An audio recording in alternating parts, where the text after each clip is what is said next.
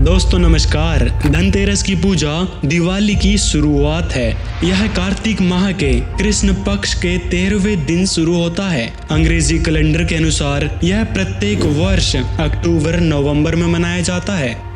दोस्तों क्या आप जानते हैं हिंदुओं के 33 करोड़ देवी देवता हैं, परंतु परमेश्वर केवल एक है। श्री लक्ष्मी जी देवी दुर्गा जी का ही एक रूप हैं। लक्ष्मी जी जो विष्णु जी की अर्धांगिनी हैं, उनकी इस तरह की पूजा का विधान हमारे पवित्र चारों वेदों और गीता जी में कहीं वर्णन नहीं है।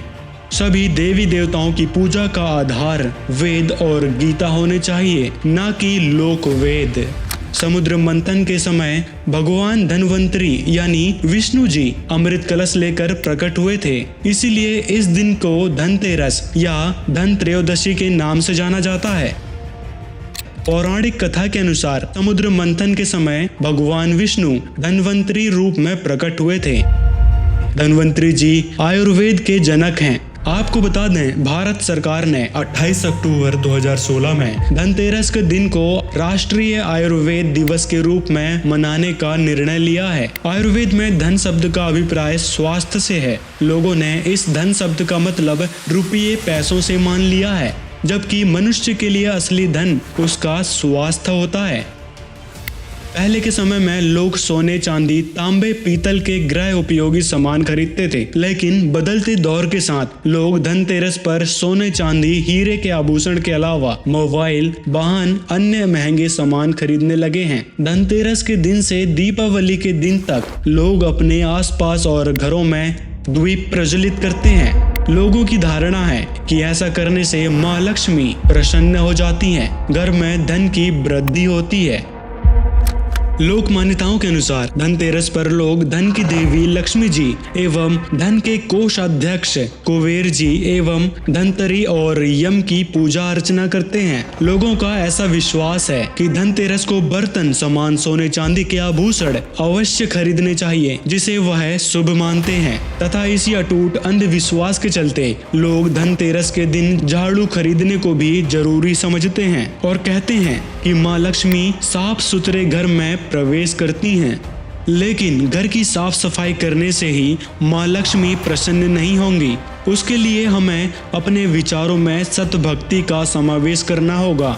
लेकिन धन और लक्ष्मी घर की साफ सफाई से नहीं, बल्कि व्यक्ति विशेष की मेहनत और परमात्मा की रजा से मिलती है। घर की साफ सफाई से कई गुनी जरूरी है सतभक्ति आरंभ करना। लक्ष्मी जी धनतेरस और दिवाली के दिन भक्तों के घर आती हैं और उन्हें धन देती हैं। यह तथ्य लोक वेद आधारित है। इसका हमारे पवित्र वेदों शास्त्रों गीता जी में कोई संबंध नहीं है।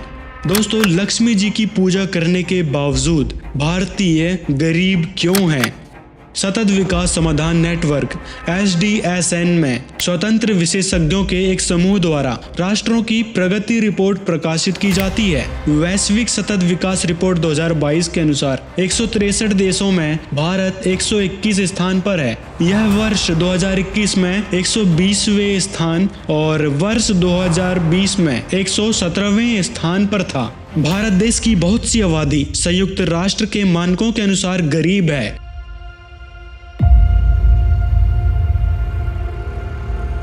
ऐसे देश में जहां धनतेरस और दिवाली पर यह सोचकर खरीदारी, पूजा, साफ सफाई, सजावट और उपहारों का लेन देन किया जाता हो, उसकी इस मनमानी क्रिया से मूर्खता और अंधविश्वास पर टिकी दिखती है। जबकि देवी देवताओं की पूजा करने का तरीका मनमाना नहीं, शास्त्र आधारित होना चाहिए। शास्त्र आधारित भक्ति करने के लिए सभी मनुष्य को आध्यात्मिक ज्ञान ग्रहण करना होगा।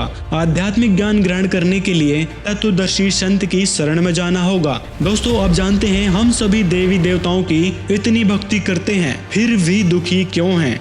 दोस्तों केवल पूर्ण परमेश्वर कबीर साहिब जी की पूजा ही हमारे पाप कर्मों को नष्ट कर सकती है, अन्यथा व्यक्ति पिछले जन्मों में किए गए पाप कर्मों का परिणाम ही भुगतता रहता है, जिस कारण भ्रमित रहता है। इसका सीधा सा कारण यह है कि सभी लोग गलत साधना यानी शास्त्र विरुद्ध भक्ति या मनमानी भक्ति कर रहे हैं, जिस कारण वो भगवान से मिलने वाले लाभ नहीं ले पा रहे हैं, जिससे उनके सभी प्रयास व्यर्थ हो जाते हैं। इसलिए भी वे किसी प्रकार की पूजा करने के बावजूद भी दुखी व गरीब ही रहते हैं। पूर्ण परमात्मा सतलोक में दूर विराजमान होकर सर्व प्राणियों के आत्मा रूपी संयंत्र को शक्ति प्रदान कर रहा है। उसी की शक्ति से सर्व प्राणी व भूगोल गति कर रहे हैं। जिन शास्त्र विरुद्ध साधकों को परमात्मा का लाभ प्राप्त नहीं हो रहा, उनके अंतःकरण पर पाप कर्मों के बादल छाए होते हैं।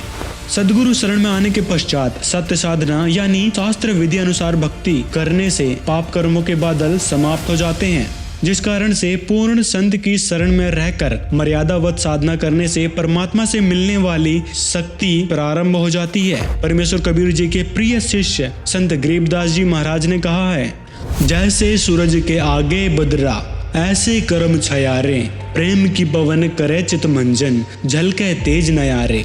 दोस्तों, धनतेरस पर ईश्वर से यह मांगे, परमात्मा से हमें किसी विशेष दिन यानी धनतेरस, दीपावली आदि पर नहीं बल्कि सभी दिन यह प्रार्थना जरूर करनी चाहिए कि हे परमात्मा, मेरे परिवार की जो आवश्यकताएं हैं उन्हें आप ही पूरा करने में समर्थ हैं। आपके अलावा संसार में कोई दूसरा नहीं जो हमारा पेट भर सके। साईं इतना दीजिए जामे कुटुंब समाए, मैं भी भूखा ना रहूं, अतिथि न भूख हो जाए।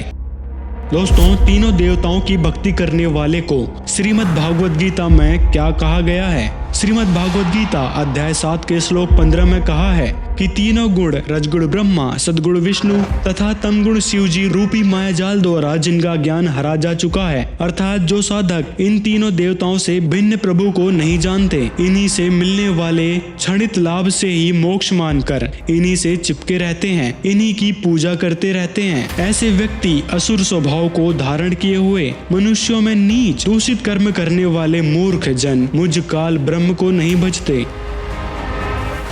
अज्ञानता बस अभी तक जिन देवी देवताओं को आप सर्वे सर्वा समझकर उनसे आस लगाए बैठे हो, वे आपको कुछ नहीं दे सकते।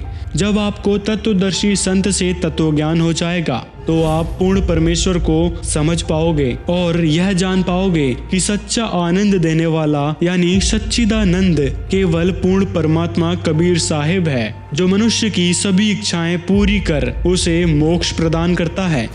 दोस्तों, लोकवेद और पौराणिक कथाओं के आधार पर कोई भी त्योहार मनाने से अच्छा है कि आप परमेश्वर को प्रसन्न करें। परमात्मा को प्रसन्न करने का केवल एक ही मार्ग है, गुरु धारण करके सत भक्ति करना। भगत ने सीमित वस्तुओं की आवश्यकता है, बकवादों की नहीं। और जब हम परमात्मा की शरण में आते हैं तो उसको अपने बच्चे की पूरी जानकारी होती है, इसको क्या आवश्यकता। जैसे आप रोगी हो जन्म और मरण के रोग के, और ये बरवाला हॉस्पिटल उस रोग के काटन का, आप इस दास के ट्रीटमेंट में आगे गौड़ कबीर गिवन या ट्रीटमेंट है जो दास आपको देता तो वही दिया करते थे। तो डॉक्टर के पास ऑपरेशन में जब होता है, ऑपरेशन थिएटर में या ट्रीटमेंट में, डॉक्टर ही बताता है ऐसे करना ऐसे ना करना। तो और फिर मरीज अपनी चलाता है तो उसने मरना है, फिर मर। कबीर साहब कहते हैं औखद खावे पत्थर है और तब होवे उपचार, यानी औखद औषधि ले और पत्थर है यानी वो ऐसी चीज नहीं खावे, यानी जो मना कर रखे खाने के लिए वो वस्तुएं नहीं खावे, और पत्थर है यानी परहेज रखे, और तब उसका ट्रीटमेंट होगा। और फिर डॉक्टर को क्या पता नहीं इसको किस चीज़ की आवश्यकता है, 1 मिनट में इंजेक्शन लाओगा और सारी रिकवरी कर देगा। तो आपको जब आप इस परमात्मा की शरण में आ गए तो आप जी ने फिर ये चिंता, ठीक है अपना दुख तो बता सकते हो, मुझे ये तकलीफ है, डॉक्टर को बताना तो पड़ता है, फिर काम उसका है, उसको कैसे ठीक करना है। अब कौन से को पहले करना है। जैसे कोई एक्सीडेंट हो गया बालक और उसका टांग टूट गई और एक जगह से ब्लड घड़ा पर गिर रहा है, अब ब्लड निकलने का दर्द तो है नहीं, और टांग की टूटे हुए का घना दर्द चल रहा है, मर गया हाय मर गया। लेकिन वो डॉक्टर उसके उस मर गया पर ध्यान नहीं देगा, वो उसने देखेगा ये खून कहाँ से रिस रहा, पहले उसका ऑपरेशन करेगा, इतना रोलन दे थोड़ी देर। जब उस मर गया की तरफ ध्यान देगा तो उसकी जान सचमुच मर जाएगा, इतना पीड़ा है। तो पुण्यात्माओं, आप यहाँ आए हो, आपको कोई भी भयंकर कष्ट दिखाई दे रहा है और वो अभी तक मालिक ने नहीं निवारण किया है, तो ये सोचना कि आपका कोई और भयंकर कष्ट है जो आपका जान लेने वाला है, उसको टालने के लिए आपका प्रयत्न किया जा रहा है, उसने 2 दिन पीछे कर देंगे। तो आप विश्वास करना इस मालिक पर, अपनी ना चलाना। मैं इतनी बार आ लिया, मैंने इतनी जोत चढ़ा ली, मैंने पाठ भी करवा लिया, लगा रहे, पेट में दर्द हो जा, एक गोली से ना हो तो डॉक्टर ने कहा एक और खा ले भाई, उससे भी ना हो तो ने कहा एक और खा, इसने इसी से होगा। तो जो आप कर रहे हो दान पुण्य सेवा सिमरन, इसी से राहत होंगे, नहीं हो तो और मन रहे। तो इस तरह आपका यो कल्याण होगा। और ये है भक्ति मार्ग। इस पर इस तरह चलोगे तो परमात्मा आपको हथेली पर रखेगा। पुण्यात्मा सत्कर्म मान लेना।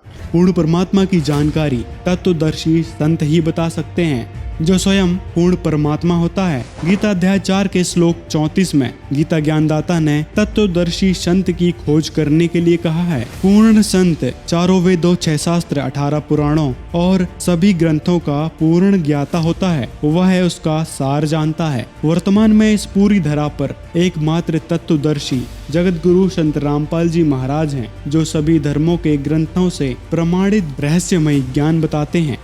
दोस्तों, इस दिवाली पर पूर्ण परमात्मा को कैसे प्राप्त करें? कबीर परमात्मा ही सर्वोच्च सर्व सुखदायक परमात्मा है। वे बंदी छोड़ हैं, वह पापों के नाशक हैं। पूर्ण परमात्मा को पाने के लिए ऐसे महान सदगुरु तत्वदर्शी संत रामपाल जी महाराज की शरण में आकर उनसे पूर्ण परमात्मा प्राप्ति के बारे में, यथार्थ भक्ति विधि के बारे में सत्य ज्ञान अर्जित करें।